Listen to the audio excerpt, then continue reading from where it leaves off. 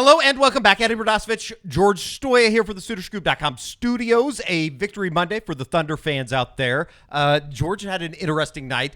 Josh, we'll get to you here in a second. Thanks for joining us. How was the spring game for you? Taking it in from Houston HQ. You know, guys, I can't lie. It snuck up on me a little bit during the day. Like, I know you guys have all that prep work to do, but it's not quite a game week, so I'm not like planning my whole day around Right. it. So spring game's always a little interesting. It kind of sneaks up on me if I get caught doing other stuff. And I had girls with a birthday party to get to. It was a day. Sunday birthday party. I know it makes a lot of sense for the parents out there, but talk about taking a hit for your weekend. I mean, what if it was Masters weekend? What would they have done then? Eddie, I'm going to tell you, all the Didn't consider moms it. just don't care. Yeah. They don't care about your Masters weekend at all. I think there are some in Scottsdale that care. George, you had a little bit of a luck yesterday with the Thunder game and winning tickets. Yeah, I have to shout out my brother because he had he drove up from Dallas to go to the game, and he had the Thunder on like notifications on all social media because he saw that they were doing ticket giveaways, and so he was at a different bar. I was at Scissortail, and he texted me, said, "Hey, look at this tweet," and it was like, "Go find the lunch boxes at Scissortail, and you'll win 2 tickets to the game." And I happened to be literally like, I don't know, 50 yards away from where the lunch boxes You're just were. hunting them down. Yeah, and so I literally like jogged over there, grabbed the lunchbox, and some guy was like, "You just won free tickets to the game." And I was like, "Really?" I was like, "Well, where are the seats at?" And I figured it'd be like, Loud put us, way up top. They were lower bowl, like fantastic seats. Like I looked them up, they were going for like $300 something. Yeah, what would they have done if you would have turned around and just sold them? I don't think you could do that. Oh, really? But they sent them to me an Thunder hour hate before the tip. entrepreneurs. So yeah, I guess so. But it was awesome game. Maybe we'll have to do a Sooner Scoop Thunder report this week. You got lucky because they won, Yep. But if they would have lost, you would not have been allowed back into the arena. Correct, and which would have been unfortunate because I already spent a lot of money on Game 2 tickets. That's right. That I was planning to go to. So now I can go to Game 2 and not feel bad. Okay, very good. Well, good win for the Thunder. It got a little tight. It was a good reminder of like what playoff basketball is. It got the heart flowing a little bit. Every bucket counts, man. Covering Every OU bucket basketball, counts. we haven't had too many geez. playoff experiences here over the last couple of years. So, all right, that's neither here nor there. It's not going well. Some things are going well, though. Somebody else that made the trip up I-35 over the weekend. Let's start with Branson Hickman. He's in for Oklahoma, makes the announcement on Sunday afternoon that after the weekend that was, decided to join up with Bill Beatenbow, and it sounds like that was a positive vibe going into the weekend, but always good to get that official word. Yeah, look, this was something that was expected, and I think that's why some people are like, oh, that's nice to get Branson Hickman, but that's a big win. I think we're kind of underselling that a little bit because that's a position when you talk about, obviously they want to go out and get 2 defensive tackles, and that would help them a lot on defense, but when you're talking about positions they absolutely needed to fill, center was at the top of the list. And to be able to go get a guy like Branson Hickman, who, look, I'm not saying he's going to come in here and beat Creed Humphrey. He's not going to be some All-American or All-SEC or something like that. But this is a quality player. This is a guy that you can count on to come in. He has experience. He's a little undersized, but he's a guy that's played a lot of football. I talked to him today over the phone. You can tell this is a really smart kid. He understands the game. He understands, what Bill Beatenbow and this offense is going to ask him to do. And when you look at that room for Oklahoma right now, you lose Troy Everett, who is going to be the starter. I think Branson Hickman is probably around that same kind of quality type of player, just has more experience.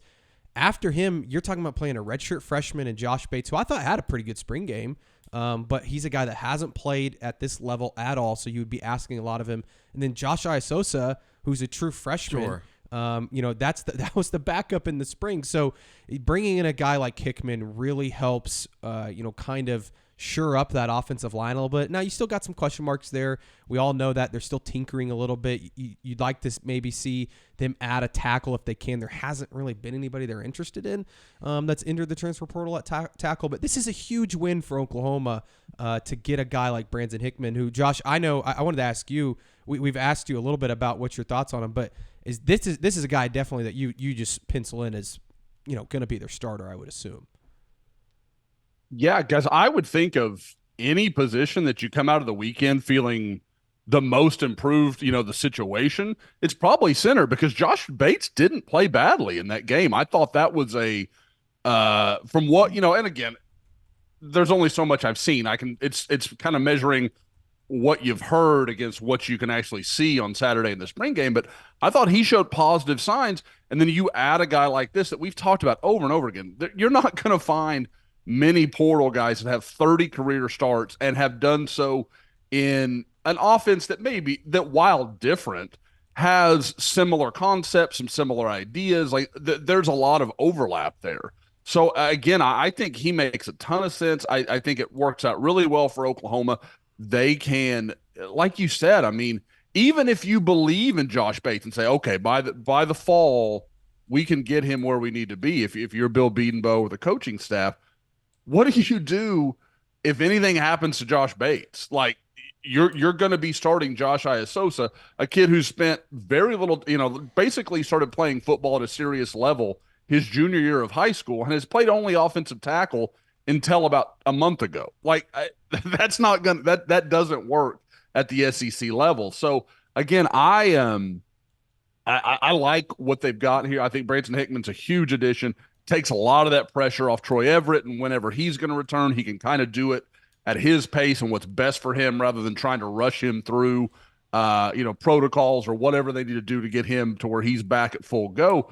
So again, I think this is huge for Oklahoma on the interior of the offensive line because it makes your entire roster better and it takes a lot of pressure off people that weren't going to be ready to help you on the timeline you needed them to be. I'd also say, Eddie, before we move on to the next guy, this is a guy that a lot of other schools wanted. I mean, he visited Arkansas, TCU, which he was saying, he grew up a huge TCU fan. That was a school that was seriously in play.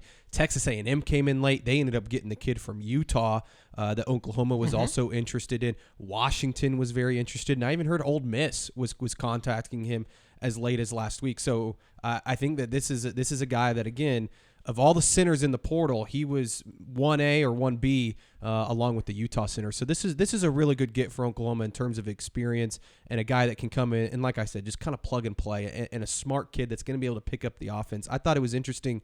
He was telling me one of the biggest selling points for him for Oklahoma was Jerry Schmidt. Talking to Jerry Schmidt over the weekend and how he can kind of develop him and get him right in the weight room. I think he's weighing around 295 right now. He was telling me that he wants to get over 300 pounds, which is kind of what you saw Troy Everett do this last year. He was a little under 300, got up over 300 pounds. That's where I think Oklahoma wants him. So I think that this is a really good pickup for Oklahoma and one that maybe goes under the radar a little bit. 33 games at SMU, 6'3", 294, as you said, maybe 295. Yeah. Possibility Of getting over 300. Germaine Lool was another visitor this weekend out of the transfer portal, Louisville. Somebody that we had talked about going into the weekend that Oklahoma felt pretty positive about. 40 career games, 6'2", 310. The measurables match up with what Oklahoma's looking for. 25 tackles for loss, 12 and a half sacks over 5 seasons with the Cardinal or in college football in general. I think that another guy, he hasn't officially announced as we record this, but there's a general thought that another successful, positive experience for Oklahoma this weekend in the portal. Yeah, I think that there's some really good momentum there. We'll see, like you said, as of this moment, he hasn't announced a commitment. Would it shock me if he did sometime later today or maybe early tomorrow? No. Like I think that the visit went really well. He's a guy that doesn't really want to drag this process out. I mean, when you look at his visit schedule that he originally put out, he wanted to squeeze in 4 all in 1 week. I know Texas A&M was on the list, Washington and USC. He's from California. It would not surprise me if he ends up canceling those visits and maybe makes a decision here. It felt like it went really well. He's very hard to get a hold of, so I haven't heard much, but I do know he really enjoyed the visit, connected well with Todd Bates. He was obviously a priority for Oklahoma. He was one of the guys on the top of their board in terms of some of these defensive linemen that have been in the portal, and I think it's because you look at his size. He certainly fits the bill of what you want. I think around 315 pounds, and he's got a lot of experience. I know he's battled some injuries, but this is a guy that played college football in 2018. So he's been around a long time, and he's benefited from some of the extra years that he got from COVID. And I think he's got some medical waivers that have allowed him to get another year. But he's somebody that you can bring into this defensive line room, which you like the talent. And we saw a lot of that in the spring game. You like some of these guys, Devon Sears, Grayson Halton, David Stone, Jaden Jackson, all those guys looked really good.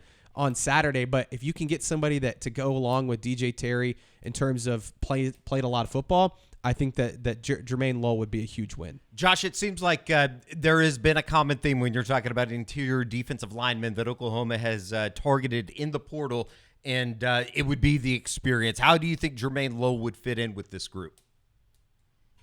Guys, he is one that I feel like of the three defensive tackles we've talked a lot about with Lool, Dominic Williams, and Jay Stoia, there is almost like, he's the third guy. I like him on tape. I think this is a big, strong guy. Now, he's had to deal with, like we talked about with injuries, but it's not a deal. And I mentioned this last week when we were discussing it. It's not a deal where it's knees and stuff like that. He's got some arm issues and stuff that's not really replicable. It's not a thing where you say, okay, maybe that comes and bites you again. It's unlikely. It's just stuff that we've all seen happen. A bite. I think he had a torn bicep at one point. So that's one of those things I think people will say, he's been injured and all this, but I don't think it's a huge concern. I don't think it's something you have to, we're going to limit his reps or we're going to do anything like that. Guys, for me, I think he comes in and he's Oklahoma's best nose tackle from day one. And I like DJ Terry a lot, but I would expect him. I don't know if he starts, I don't know how they want to work that as far as just kind of how to make the room feel right. But if you told me at the end of the year, he's Oklahoma's, leading snap guy at that nose shade technique, that would be my expectation. That's what I would expect to happen. Now, if Dominic Williams or, somebody else gets involved, okay, that math changes a little bit. But as we know things and you put Germaine Lool into it, that would be my expectation. Not to match up one for one, but I might have a pretty good idea of where you would go on this. Somebody was asking on the Crimson Corner earlier this morning, in terms of what you're losing with Jacob Lacey, how would fitting in somebody like a Germaine Lool, how would that match up? Is it a fair trade? Would you expect more production from Lool than maybe you would Lacey a year ago?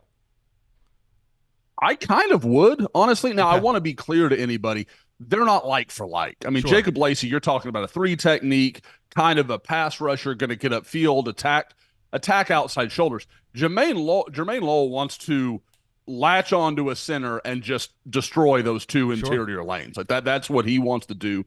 That's his game, and he's pretty good at it. And I think he's a better athlete than maybe some would give him credit for, because he is. He's kind of squat, powerful guy, but he's got some upfield ability. DJ Terry is more of a like for like is what you're talking about. Just not that they're the same player, but just so people can have an idea of what we're talking about. I would say if you're talking about that, it's the guy that was kind of one of the stories of the spring game is Grayson Halton. That's the guy you need to be your Jacob Lacey replacement. So, again, if you get the Grayson Halton that we saw on Saturday and you get this guy to go along with DJ Terry and then some of those young guys can come along, that room, even if nothing else happens, which I think we all expect there will be one more body in that room, I think that's a really good sign for Oklahoma. That this is very encouraging where you start to say, okay, maybe this is an upper half of, the SEC defensive line. That's what leads us into who's going to be that next body. And obviously Dominic Williams is on the heels of an Oklahoma visit. Basically, George, I know that you've done a lot of reporting on this here over the last, basically 4 days since all of this kind of came together for Oklahoma and Dominic Williams. I guess let's just start here. What's the latest? It sounds like he was on campus as of late Sunday evening. Would that be fair to say? Yeah, 7 p.m. is when they left. So he was that's a long visit. Yeah. And I think a large part of that was Oklahoma's trying to close the deal. I think that in this day and age of the transfer portal, if you can get a guy on campus, you hope that he never leaves campus, right? Or at least leaves and gets his stuff and then moves back, right? That's how these things typically work. And so Oklahoma's trying to close the deal. They weren't able to do so. And like does that end it? I don't think so. Look, this was always going to be a situation. I said this from the start that he's expected to take all of his visits. We'll see if that happens. Sure. He's going to Texas this week, midweek, Tuesday and Wednesday. Then he's turning around. He's going to go to Missouri this weekend, which he was originally going to go to Colorado. He's canceling that visit, going to Missouri instead, and then LSU early next week. And where it gets interesting is I think Oklahoma is obviously still interested. I mean, he was probably their top guy on their board in terms of somebody that they really felt like could help them. But Oklahoma's trying to move fast, and they're trying to see if they can't get 2 guys in the boat here in the next week or 2. And if Dominic Williams is going to drag out his visits and go on all these other visits, it sounds like he still wants to maybe go to Oregon the next weekend, which would, again, add another week to this whole thing. I don't think Oklahoma's just going to sit there and wait around. Right. I think they made a really good pitch. I heard Dominic Williams enjoyed his visit. He really loved it. He made a really strong connection, he and his mom, with Todd Bates. I think Brent Venables made a very strong impression. And I know that everybody out there wants to talk about the NIL money and if it was right or if something went wrong there, and that's why he didn't pick OU. My understanding is they hit the number. Whatever the number was, Oklahoma was there. Now, does that mean if Dominic goes to Texas and Texas ups it and he goes back to Oklahoma and says, well, this is what Texas is offering, that Oklahoma's going to match that? I don't know. I think it was a pretty substantial offer that OU made to Dominic Williams. So we'll see. But from my understanding, OU's going to keep recruiting him. They still really like him. They'll see what happens, but they're also maybe going to look around and see if they can get someone else if Dominic Williams isn't ready or if he's taking too long on some of these other visits. Oh, boy. Josh, what's your read on this situation? And how would you, because it is a gamble. Like, do you wait around for Dominic Williams, or do you try to meet a need that you know could be filled by maybe somebody else? Is there somebody else on the same plane of a Dominic Williams? It's a really kind of messy situation, I guess, to put it lightly. I don't know if it's a truly messy situation. That might not be the best characterization. To me, I think you're patient with Dominic Williams, guys. You don't get many opportunities at guys like this in the portal. George is right. If he's dragging this on into May, okay, that's a different conversation. But you can give him 10 days. Like, you can say, okay, you wanted to see LSU, okay, that's fine. And I will, to back up what George is saying, I don't know if you guys listen, but I'll shout out a couple of our On3 buddies. Andy Staples had Cody Belair on a Friday, and Cody was talking, and for those that don't know, Cody's worked in lots of, front office type jobs through several different Power 5 programs. And he was talking about how often, a kid will get into the car, a portal guy will get into the car for the visit. And he's like, we're 10 minutes from the airport, and I know we're not going to get that kid, because he throws out immediately, this is the number, this is what it's going to be. I hope you guys can match it. You don't stay until Sunday night at 7:00 if the number is not acceptable. Like, that's not going to happen. So, again, the people that want to make this NIL thing, I don't think so. And, George, you've been leading on all this, so I don't want to step on your toes at all. But there's 100% my impression that I think there were some people involved in this that wanted Dominic to go ahead and jump on board. Like, that was the vibe I got from a few people I talked to. Yes, I would say that's definitely fair to say, is that there were some people, in his camp that were like, let's just do this thing. And then I think it just came down to, hey, let's go ahead and take all of our visits. That was the original plan. And seems like a lot of people involved for one person's decision. I would say that's fair to say. Yeah.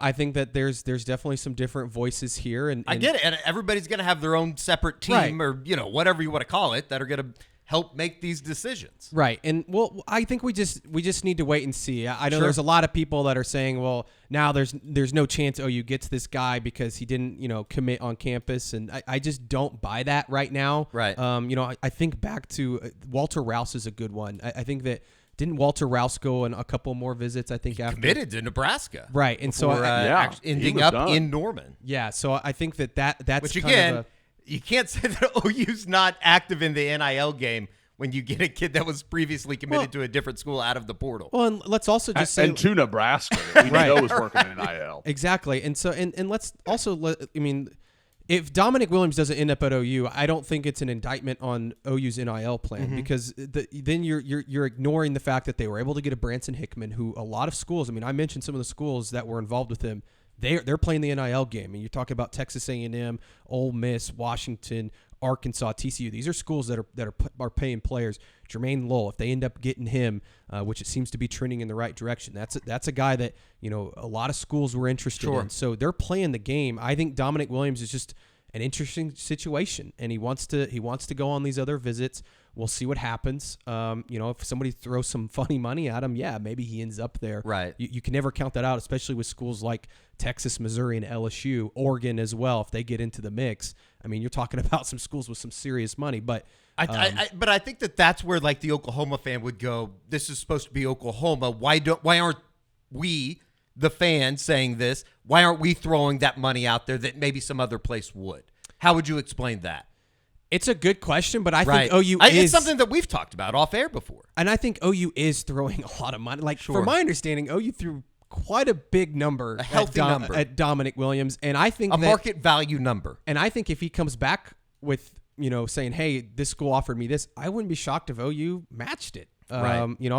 I think that they like Dominic Williams that much, so I think it's too early to say. It's just you kind of have to be patient with them and see how it plays out. Now, I'm not going to sit here and try to pump sunshine and tell you that they still have a really good chance to land him. I really have no idea. I can't get a read. It would have felt a lot better if he would have just completely ended it and everybody, shake hands and call it a day. The fact that he was here from Friday night till Sunday night, that's usually a pretty good indication that the kid really loves the school and is seriously considering them. So I think that, what Todd Bates has done, and just watching the spring game, which we'll get your thoughts here in a second, Josh, it seemed like the interior defensive line, they played pretty damn well. I would imagine that is a product that you would want to sell, and especially with what you've reported already on the Crimson Corner, George, just in terms of his relationship with Brent Venables and the idea of how he would be used. It seemed like that was a pretty positive experience. That's kind of what Dominic Williams is looking for is what OU is doing schematically. He feels like he would fit in perfectly. And so I think that was a huge selling point for him. But again, we'll have to see because I think that's the hardest part is the waiting. Yeah, and I think OU is in a situation, like you said, it's a tough spot where you want to be patient for Dominic Williams, but if he's going to go on all these visits and it's going to be another 2 weeks and say a different guy comes along, like a Simeon Barrow, who I know we wanted to get into for Michigan State. Yeah, let's go there. I mean, because you got to start thinking about other options. You got to have plan B, plan C, whatever you want to call it when you're talking about the interior, because Oklahoma still does want to take another body if Lowell's already in store. Yeah, and one of those guys that I think they're looking at and they've talked to is Simeon Barrow Jr. from Michigan State, super productive for the Spartans, a guy that's considered one of the top defensive tackles in the portal right now. He is also it's the same schools after him that we've been talking about. He's at LSU right now as of Monday morning, visiting there. I'm told he should be there for the next couple days, I think, but OU's trying to get him on campus this week, and I think if they can get him on campus, you wonder, do they say, okay, we're going to go all in on him, and if they get him, then I think that wraps up, obviously, the Dominic Williams situation. So he's somebody that I would keep an eye on. Again, we'll see. Does he even make it off campus in Baton Rouge? I know that he's a top priority for LSU as well as some of these other guys. I think, but you also look at it and you say, well, if LSU lands Simeon Barrow and maybe they get CJ West, does Dominic Williams make the trip to Baton Rouge? Maybe that takes a visit off his list. So it's all these dominoes kind of need to fall before you say, oh, okay, OU's going to go after this guy specifically. Josh, what's your just in terms of Barrow? What would he be bringing to Oklahoma from a just on-field perspective? Yeah, I think he's a little different. We talk about Stoia, Lool, and Dominic Williams. Those guys are nose shade type guys. This is another 3-tech type guy, and again, that's got its place. I mean, you buy David Stone a little more time. You buy some of those young guys a little time to grow into themselves and not feel like, oh, man, the pressure's on. If Grayson Halton's not hitting, you're our next answer. There's a little bit easier transition for them. And Barrow's a good player.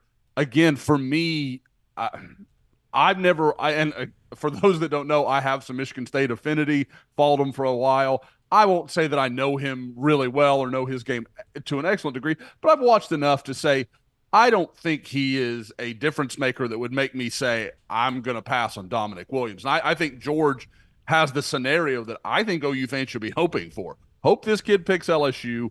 Hope LSU can land the West kid from Toledo? Kent State. And then, okay, the Gold and Blue, both Same of thing, them. yeah. The Mac's going to be upset about that, George. You're going to get at least one angry email. But there is I like Barrow, I do, but I would definitely, again, I think Dominic Williams is the kind of interior defensive lineman you don't see in the portal all that often. And even if he's a 1-year guy, I get it. That's fine. That's all Barrow's going to be. So I'm not going to push that. And to me, I kind of wonder, if Barrow did come in next weekend and they're kind of getting that vibe, okay, we could probably close this kid if we want. If I'm Todd Bates, I'm calling Dominic Williams and saying, look, man, we've got this kid here. If you want it, we want you, and we'll take you right now. But this is an exploding offer. In 30 minutes, I can't promise you anything. And that's the way I would play that, just because, again, I think Dominic Williams, to me, is clearly the best guy available. Any surprise that they never got involved with CJ West, the kid from Kent State? A little bit. And maybe they do. Sure. I don't know. That's what I was wondering. If the LSU situation all of a sudden, do they cool on the CJ West, and does that become open to Oklahoma? It is interesting that all of the teams that we're talking about are basically trying to pick from this little small pond of defensive tackles and guys that can actually come in and be difference makers. Well, and the one that's kind of a wild card right now is Philip Bellidy.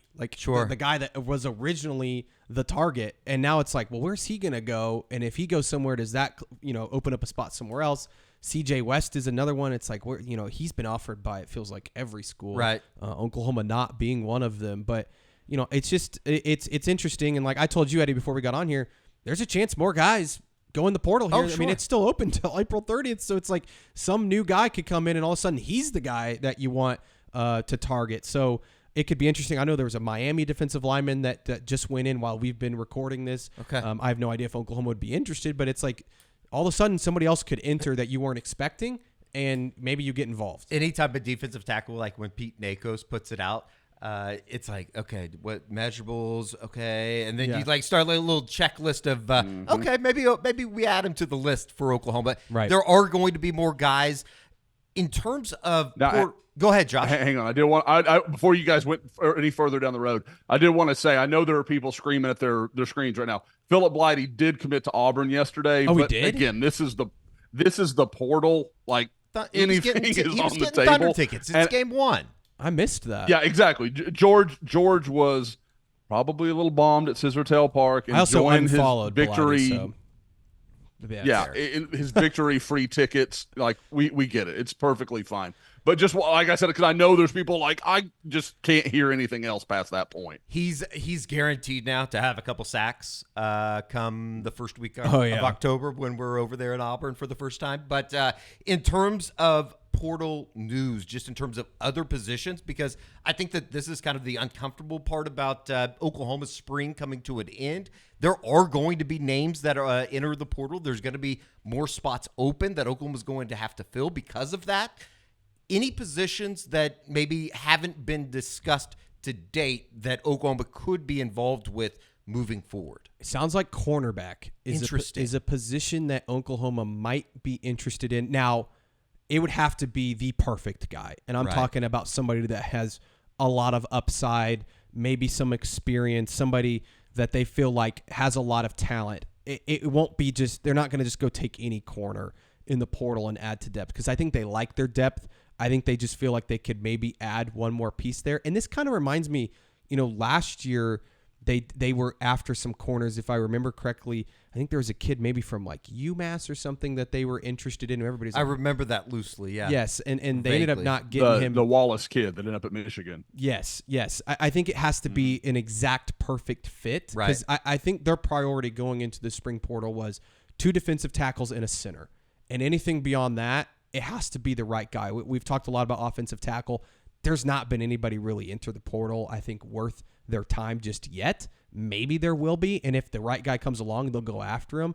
The kid from Colorado at corner is somebody. McClain. They have contacted him. He's made some waves. Yes, and he's a guy that was super talented. Number 1 ranked player, I think, by some sites coming out of the class last year. So super talented guy. Oklahoma has been in contact. I don't know if they're going to get a visit. How serious that contact is, all that kind of stuff. And I think it's still they're trying to see if he's the right fit for what they're looking for. But corner is one position that I would say is a little bit under the radar that they might be looking at. Maybe that means that they expect someone to portal, or maybe somebody hasn't come along the way that they had hoped at that position. We've talked about they have a lot of bodies there. They don't have a ton of experience in terms of, you like Kanai Walker, you like Des Malone, Gentry Williams you love, but he hasn't been able to stay on the field. Woody Washington's kind of moving position, so you're counting on some young guys being the depth there, and I wonder if they look at maybe adding someone there. Again, it'd have to be the perfect fit. This is a minute by minute. Like, you just got to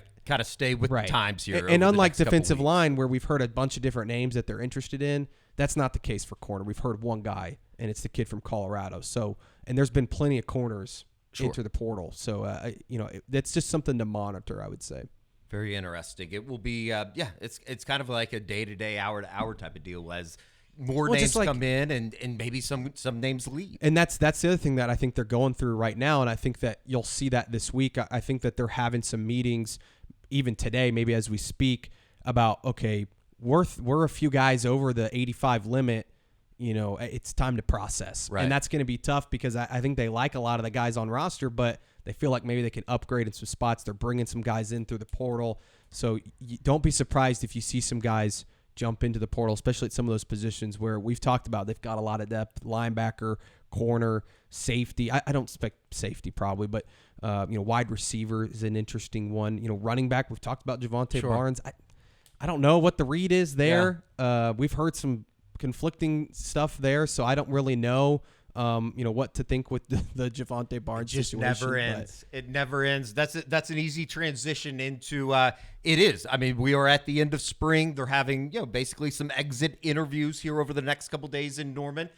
Josh, this is the first time that we've talked to you since Saturday in the spring game. A rousing and exciting 65-58. Chapman McCown, final score with Chapman McCown with the touchdown for Oklahoma in the final, minute.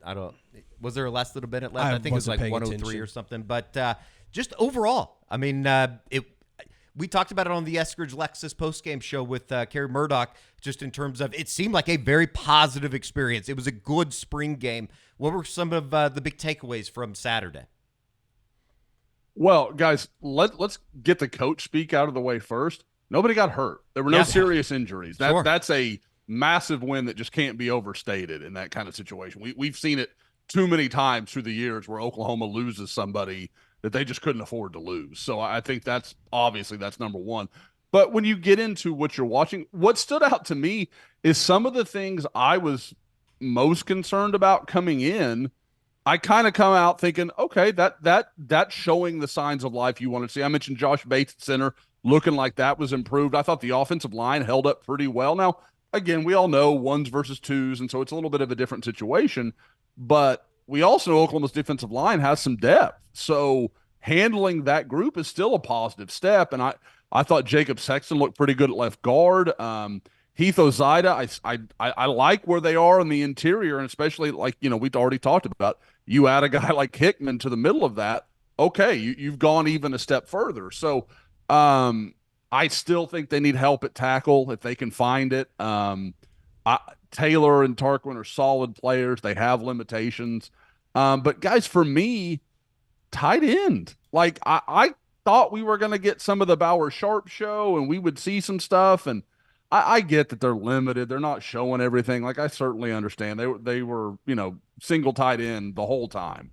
But still, that's what I keep telling myself. I'm not to be worried or concerned. I just keep telling myself, they're just being vanilla. Like, there's nothing to worry about here. Bauer Sharp's still going to catch 50 balls next year. At least it makes me sleep a little bit better at night. I think it also, too, I wouldn't worry about it yet because we've heard some stuff about Sharp and some of these guys doing really well in practice and making some big plays.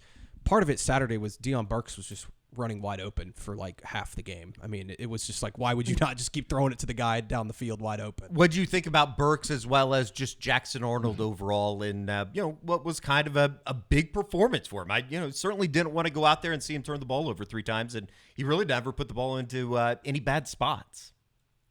Yeah, I thought looking, I don't remember where I'd gotten this, but it was listed at like 10 for 20 for 230. And you're like, man, that's a weird stat line, because the 230 on 10 completions, great, beautiful. Even with 20 attempts, man, that's over 10 yards a pop. It's 11 yards a pop. That's great. You'll take that every time. And then you're like, well, okay, but 10 for 20, 50%. He had a few throwaways, and he had a couple, I think, where he threw in the dirt, where he made a good decision. He realized, okay, I'm about to take a sack. I need to just get rid of this. So I thought you saw it slowing down for him a little bit. And we know spring game's not the same speed as, the Alamo Bowl was, but it's a good imitation.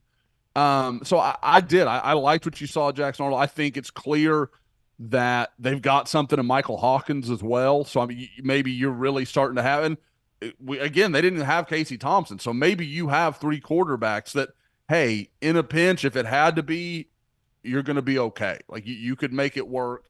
Obviously, Jackson Arnold, you want to protect him. And it was clear they didn't do a lot with him running. He had that one where he kind of got loose. But in general, like I said, I came away pretty impressed with everything. The linebackers are mutants. Like that linebacking group is really, really stinking good. The play, guys, maybe you'll remember, but Stutzman made a play out in space, and so I can't remember who it was. It was maybe it was Petaway. It was somebody clearly faster than Danny, and he got wide and he tried to cut back inside of Danny, and Danny just stood there and made the play, and you're like, yes, and you're like, 3 years ago, that play is not happening for any linebacker on OU's roster. And Danny just made it look normal. Like, people that don't know, Michael Hawkins can fly. And Danny knows it too. And for him to just make that play, and then, you see Lewis Carter making plays. Kobe McKenzie destroying Cade McIntyre. Like, there were just some really good moments from that group. So, I came away super impressed, and I think that defense is honestly ahead of where I thought it might be. All right, let's talk about it. What did you think about the running back situation in Norman? And I say that situation. I thought Caleb Hicks ran the ball really well. I don't know if I should have been surprised by it, but I thought Samuel Franklin ran the ball pretty well. And then you also have the big question mark about the Javonte Barnes stuff. And if you didn't watch Brent Venables' press conference after the game, it was basically asked, where the hell was Javonte Barnes today? And Brent Venables basically said they had seen what they had seen in spring. They wanted to give some other guys the opportunity, as we see Gavin Sawchuk take a couple handoffs early. I don't know how they don't know what they have in Sawchuk versus Javonte Barnes, who has a little bit of a question mark. Just in terms of overall, Josh, Oklahoma running back, what'd you think on Saturday? The Barnes stuff and that answer, that just feels like they were protecting him from something. Like there was some reason. Maybe it's a little nagging thing that they don't, whatever. But that answer just doesn't add up to, again, because if you're not, like you said, we know more about Gavin Sawchuk at this point, and certainly more recently than we do of Javonte Barnes, who hasn't played a meaningful snap since Florida State. So, not a meaningful snap, but just not to any meaningful degree, I guess you'd say. But I agree. I thought Samuel Franklin, nice surprise. Like, he showed a little more than I thought he was going to. Very quick. I thought he made some really nice decisions. Like, he patient when he needed to be, aggressive when he needed to be. Like, I thought he had a good feel for timing. And then Caleb Hicks, that's the guy everybody's been telling me for a year and a half I was going to see. Like, and I know, in high school I was kind of in, kind of out on him. I never could kind of make up my mind, but the frame has always been incredible. But now, you were starting to see some plays where you're like, okay, he's starting to use those physical tools, where I thought at times, Caleb would, I don't want to say avoid contact, but he wouldn't soak it up the way you would see Trey Sermon a few years ago. Trey Sermon's a good example. Big-bodied, real physical guy. And Trey would take on a blocker or a tackler if he needed to. And I thought Hicks didn't always do that. And you're like, dude, look at you. Go take on anybody you want to. You can get 3 yards anytime you want it. And so I thought you saw a little more of that. Obviously, the touchdown run was nice. I thought it was really well blocked. But he found the lane, bounced into it, and was gone. So I wrote about that on Friday in our roundtable. That was the position that was the storyline I kind of wanted to watch. if those guys, if there was some urgency, somebody was going to step up and start acting like this is my job. This is I'm the guy here. And Gavin Sawchuk is probably that guy and didn't really get the opportunity, so it's not exactly fair to say anything on him either way. But I thought Caleb Hicks started to look like, okay, maybe that's a guy that can really push and be somebody to slow down, what we expect to be some momentum from Taylor Tatum this fall. I was going to say, I think that my takeaway from the running back is you like the players you got there. You've got some good, solid guys, but I think Taylor Tatum can really add some juice to that room. Like not to say they don't have juice. I just don't think they have a ton of it. And I think Taylor Tatum could be a difference maker for that group because you like Gavin Sawchuk. That's a good starting running back for a lot of teams. But I think Taylor Tatum is the type of guy that you're like, okay, that's a special player at running back. Caleb Hicks leads the team in rushing yards on Saturday, 62 yards on 10 carries, 6.2 an average, 30-yard touchdown on the 4th and 1, I believe. It was kind of fun to see him pop that open. So we'll see what happens at the running back position. It's obviously going to be rather intriguing here over the next 5 months now because they didn't give Javonte Barnes a damn snap. It would have just been alleviated. But now the questions will linger certainly until that portal closes. Yeah. You said that there would be people surprised if Javonte Barnes were to enter the portal. I know that we had that discussion on the Eskridge Lexus postgame show, so I thought it was fair enough that we hit it here as well. As far as I know, that everybody seems kind of happy. So I don't know. Maybe it was just one of those things. Maybe he got nicked up in a practice, leading up to the game or something, and they're just like, let's just not risk it, especially with a guy that's been dealing with injuries. And Javonte's a guy that we've heard that's had pretty good spring. I mean, he's scored touchdowns in scrimmages, and he's been a guy that's been rotating with the first team. He's not a guy that they're trying to kick out, it doesn't seem. No. So, I think that it's something to follow, sure. I mean, you never know with the transfer portal in today's college football world. If he popped in, I don't think it would be totally shocking. But from what I understand, it seems like people are happy. Perhaps there is a little bit of irony, Josh, that we talked so much about adding interior defensive linemen, and rightfully so. That's going to be the plan. They want to take 2. But I thought Grayson Halton as well as Devon Sears both had really good days on Saturday. Yeah, there's reason to feel good about that, guys. Like, to me, watching what you saw on Saturday, you still felt like they got to have one. There's got to be one good portal addition. I'm not as set as like, oh, if it's not 2, it's a total disappointment. Now, don't get me wrong. If you can get Lool and, Lowell Williams and Stoia, any 2 of those 3, hey, man, you take them. Like, there's no reason to go turning down really good interior guys. But it's not a dire situation like I thought it might be. Sears, guys, Sears was always strange to me because I remember watching his Texas State, what very little tape there was, and you kind of watch it and you thought, man, he flashes sometimes. Like, he'll show you a little athleticism, he'll show you a little something. And then last year, like, he just was nowhere near the field. Like, you just didn't see him in any meaningful way. And you thought, well, okay, maybe he's just a body. Maybe that's all there is to it. But again, like, there was some athleticism there. There's some size. Like, there's some stuff. He's not a superstar, but if you could get 12, 15 good snaps out of him a week, great. That you don't need him to be Superman, but if he can just be a solid guy, I think that's great. And, we've talked before. I love Grayson Halton. I think if he can play like that at 300 pounds, Oklahoma's going to have one of the more surprising players on their roster, in my opinion, because I think he's that good, and too many people just don't know about him. As one of the earliest card-carrying stockholders of PJ Adebawore, did he do enough to meet your need going into the offseason? That I feel quenched. Like, I feel like, okay, like, I can feel good. I don't have to worry about, like, people coming to being like, you said he was going to be amazing. What's scary is coming. Like, he it's impacted. He impacted several different plays, and there was still so much more. Like, that he could have done more, and he's still learning, and there's still so much for him to grow into. That's why we talk about guys like this with the height, weight, speed, like the measurables and all the stuff that he had in high school.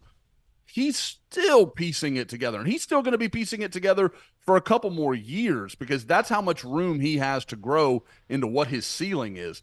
But the guy on Saturday, that's absolutely a rotational piece that can, as he learned, I was talking to somebody about this the other day, a guy, played in college, played in the NFL, and we were talking about PJ specifically, and the conversation, it was kind of like, he's got to get out there, get a feel for it, get the speed of it, and then win a couple reps and say, okay, that worked for me, that didn't work for me, and just develop that comfort level of like, I can do this. I'm fine here. Because it is like, it's all there.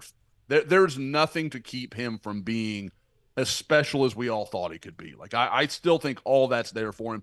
Do OU fans owe us some thanks? Because I feel like the minute we called him out, all of a sudden you started hearing good reviews, has a great spring game, and you're like, we did this, I think. Like, I'm pretty sure. We're taking credit for that. I could hear George on Saturday for the press box saying, "That's me. That's what I did for this program." You're welcome. We thank you. Done more for the program over the last week than Porter Moser has in 3 years. Also, before, that's boy. I was going to say, you and I will have a full spring game recap show that we'll do where we'll get more into the weeds on some of the stuff. Maybe we get Josh to join us. Yeah, we're gonna hear from Jackson Arnold. We're gonna hear from Brent Venables, all that kind of stuff. We wanted to be portal specific, get some of Josh's thoughts on the spring game as the Oklahoma Spring wraps up. It's now, I guess, over. That's kind of crazy to talk about. It's over, but it's not really because there's so much stuff in the portal. The portal stuff, and they're going to be doing, I'm sure, some like player. I don't know about exit interviews, but evaluations these next few days, and kind of see where their numbers are at, and so those sorts of things. So in a couple weeks, I think everything will settle down, and they'll know exactly where they're at, who their 85 are going into the summer, and obviously next fall. It's going to be interesting. I know you'll be all over it, as we will over on SoonerScoop.com. Josh, we appreciate it. We'll catch up on the other side. We're going to get into a little bit of recruitment specific. So a full recruiting report coming up right here on the SoonerScoop.com YouTube page. But until next time, for George and Josh, I'm Eddie. We'll talk to you next time.